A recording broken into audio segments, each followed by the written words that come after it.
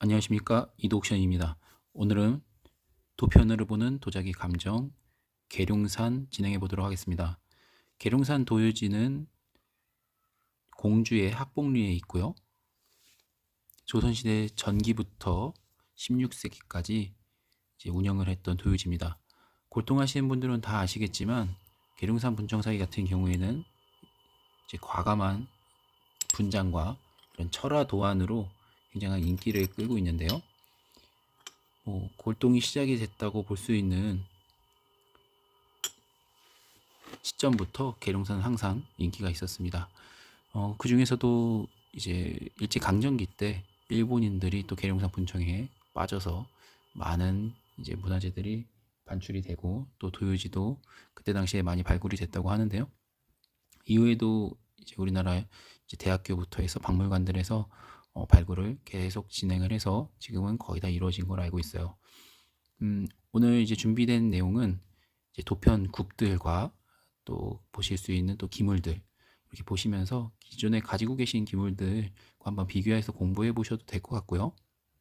또 모르시는 분들께서는 이런 게 계룡산이고 이런 특징이 있구나 이 정도 아시고 가시면 좋을 것 같아요. 자, 시작해 보도록 하겠습니다. 자, 먼저 굽을 한번 보시도록 하죠. 전부 계룡산 분청 학봉리 굽 도편입니다. 학봉리 같은 경우에는 이런 굵은 모래 받침이 특징이에요. 자, 전체적으로 다 비슷하죠. 이런 하얀색 구석이 섞인 모래 받침을 사용을 했어요.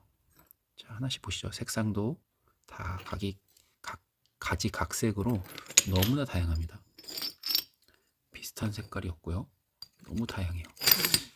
간혹 이제 분청사기 도유지 같은 경우에는 비슷비슷하게 이제 찍어낸 듯이 나온 것들이 있어요. 근데 계룡산 같은 경우에는 이렇게나 같은 데서 만들어진 건데도 색깔이 다양해요. 계룡산 말고도 미세하게는 다들 다를 수 있는데 이렇게 확연하게 붉은 테토, 까만 테토, 남색 테토 이렇게 다른 지역은 별로 없어요. 또 인기 있는 지역 중 하나가 우리가 웅천이죠. 웅천 지역 테토 같은 경우에 계룡산만큼이나 또 그 이상 변화무쌍한 변화를 보여주기 때문에 그런 재미로 또 많은 애호가들이 있는 거라고 저는 생각이 드네요. 자, 안쪽에 이렇게 분이 달렸고 또 모래받침으로 포개 굽기 했던 흔적도 이렇게 보입니다. 마찬가지고요. 마찬가지고요. 마찬가지고요.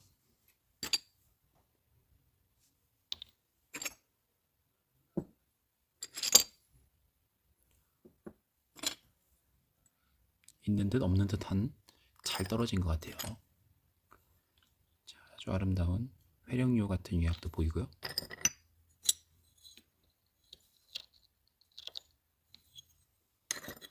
자, 계룡산 하면 떠오르는 게 바로 철화죠.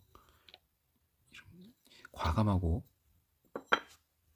대담하고 또 추상적인 이런 도편들로 인해서 국내에서도 인기는 있지만 해외에서 더 인기 있다고 하더라고요. 문화재 개방, 반출 개방이 이런 게 되면 이런 기물들부터 아마 해외에서 먼저 빠져나가지 않을까 싶어요. 그리고 계룡산에서는 분청 말고도 이런 백자도 만들었습니다. 오목굽으로 백자도 만들었던 흔적이 있고요. 톱받침 흔적은 똑같고요.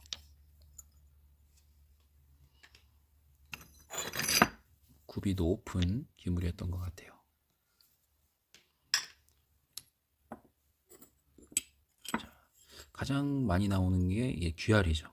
귀알을 치고 음각으로 선문을 넣고 그리고 철화로 이렇게 도안을 넣죠. 자, 음각으로 파서 문양을 넣고 귀알을 친 경우도 있었고요. 귀알 말고도 이런 상강 기법도 사용이 됐습니다. 여기도 있네요.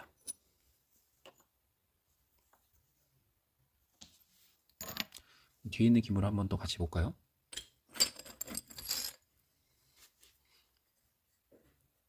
굽 이렇고요. 철화 도안 멋지게 들어갔죠. 유약도 너무 좋고요.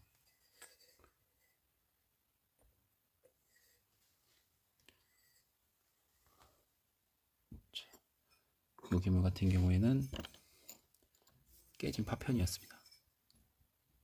안쪽 색깔도 한번 보시고요. 이런 단면도 봐두시면 좋을 것 같아요. 일부러 깨서 볼 수 없기 때문에 기회가 있을 때 이렇게 봐주시면 좋을 것 같아요.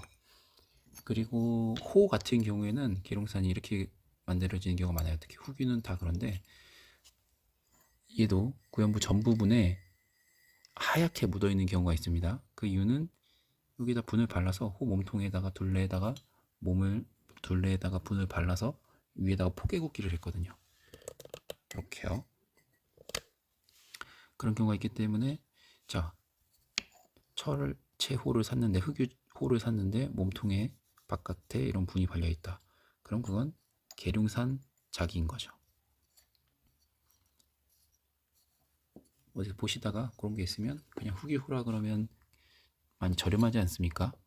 후기 좋아하시는 분이 없으면 가격이 저렴한 경우가 많기 때문에 그럴 때 밖에 분이 발려 있다. 그러면 얼른 사시면 돼요. 그건 계룡산이니까요.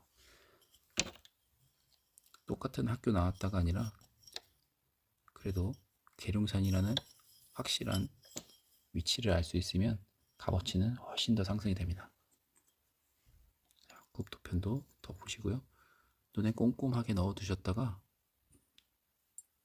이런 기물 나오면 또 구매하시는데 도움이 되었으면 해요.